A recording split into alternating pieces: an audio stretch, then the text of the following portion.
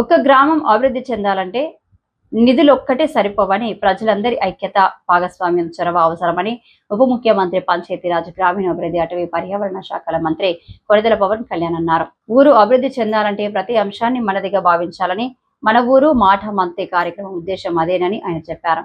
శ్రీకాకుళం జిల్లా టెక్కలి భవానీ థియేటర్ వేదికగా గురువారం మన ఊరు మాట మంతే కార్యక్రమం ఆత్మీయంగా సాగింది.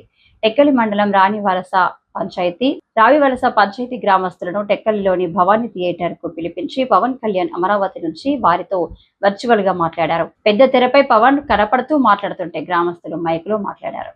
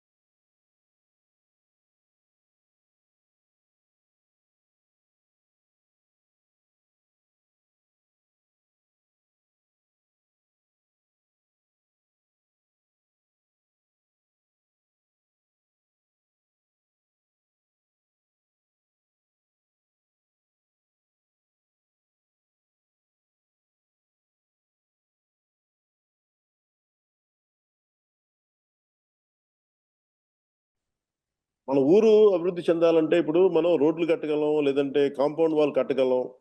కానీ ఆకతాయిల్ని నిలువరించాలంటే మీరు బాధ్యత తీసుకొని మీరందరూ ఊరి నుంచి ఏకతాటిపైన గట్టిగా గొంతు ఎత్తకపోతే అది తప్పవుద్ది. అంటే నేను నా ఉద్దేశ్యం ఏంటంటే మీరు రోడ్లు కట్టిన మన వాళ్ళు కాంపౌండ్ వాల్ కట్టినంత మాత్రం ఆకతాయిలేం మారరు. అంటే స్కూల్ వైపు చూడాలంటే భయపడాలంటే మీరందరూ ఏకతాటిపైన ఇర్రెస్పెక్ట్ ఆఫ్ పొలిటికల్ పార్టీస్. మీరు కొంతమంది వైసీపీ ఉండొచ్చు, టీడీపీ ఉండొచ్చు, జనసేన ఉండొచ్చు, ఇంకే పార్టీ అయినా కావచ్చు, బీజేపీ ఉండొచ్చు, ఎవరైనా ఉండొచ్చు. కానీ ఇర్రెస్పెక్ట్ ఆఫ్ పార్టీస్, బట్ గ్రామానికి దగ్గరికి వచ్చేటప్పటికి మీరందరూ ఏకతాటిపైన ఉండటం అవసరం. ముఖ్యంగా స్కూల్ పిల్లలకు సంబంధించి కానీ, గ్రామ ఉమ్మడి ఆస్తుల మీద కానీ మనందరం ఏకాభిప్రాయంతో ఉండాలని మనస్ఫూర్తిగా కోరుకుంటూ, అలాగే పిల్లలు రోజు బడికి వెళ్తున్నారా లేదా అనే విషయాన్ని కూడా తల్లిదండ్రులు, గ్రామ పెద్దలు కూడా చూసుకోవాలి. విద్య అనేది ఇందాక మన జగదీశ్వర్ గారు మాట్లాడుతా మన ఎడ్యుకేషన్ గురించి చాలా గొప్పగా చెప్పారు. అందువల్ల విద్య అనేది మనం పిల్లలకి ఇవ్వగలిగితే అది విలువైన ఆస్తి. అందుకని అది కూడా మీ దృష్టికి తీసుకొస్తా ఉన్నాను. అలాగే గ్రామ శుభ్రత, శానిటేషన్, వీటన్నిటికి కూడా మీరందరూ ప్రత్యేకించి భాగస్వామ్యం తీసుకోండి. కనీసం విలేజ్ సచివాలయాలు ఉన్నాయి, మీరందరూ పంచాయతీ ఆఫీసులు ఉన్నాయి, వీళ్ళందరూ కనీసం ఒక రోజుకి గ్రామ పరిసరాలని శుభ్రంగా చేసుకోవడంలో మీరు పార్టిసిపేట్ చేయాల్సిందిగా మనస్ఫూర్తిగా మిమ్మల్ని కోరుకుంటా ఉన్నాను. అంటే మన కష్టాలు వచ్చినప్పుడే విలువ తెలుస్తుంది. ఒకసారి మా ఇంట్లో ఏముంటుందంటే, నాకు వాటర్ ట్యాంక్లో నీళ్ళు అయిపోతాయి.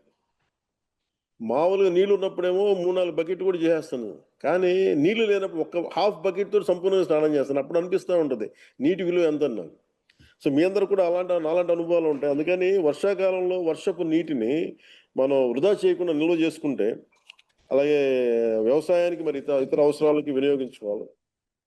అలాగే హరిత గ్రామాలంటే మొక్కలు వేయమంటే మొక్కలు వేసేటివి వేసి మొక్కలు వేసి, కానీ దాన్ని ఎవరు మెయింటైన్ చేస్తారు?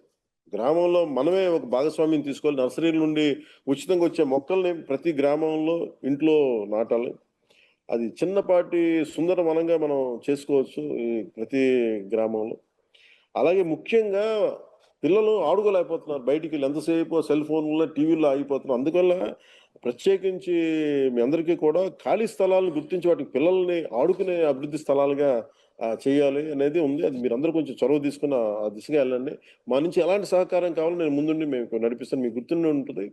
నన్ను చిత్తూరు జిల్లా మన రాజంపేటలో ఒక చోట అడిగితే, రైల్వే కోడూరులో, నేను వెంటనే అక్కడ కనీసం మనకి 300 ఎకరాలంత భూమి ఉంది ఇక్కడ. అసలు సెంటు భూమి లేదు అక్కడ రైల్వే కోడూరు. సో నేను ఒక ఎకరం, ఎకరన్నర కొని వాళ్ళకి స్కూల్ కోసం నేను పంచాల్సి వచ్చింది.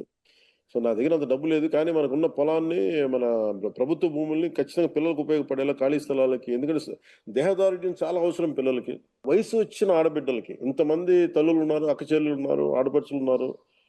మన బిడ్డల్ని, మన ఆడబిడ్డల్ని మనం రక్షించుకోలేని పరిస్థితిలో మనం ఉండటం నిజంగా చాలా బాధాకరం. అందుకని ప్రతి ఒక్కరు కూడా, యువకులు గాని, అందరూ కూడా, పెద్దలు గాని, ఆడబిడ్డలకి గ్రామ సమాజం రక్షణ కవచంగా నిలబడాలి. దయచేసి మీరు దాన్ని దృష్టిలో పెట్టుకోండి.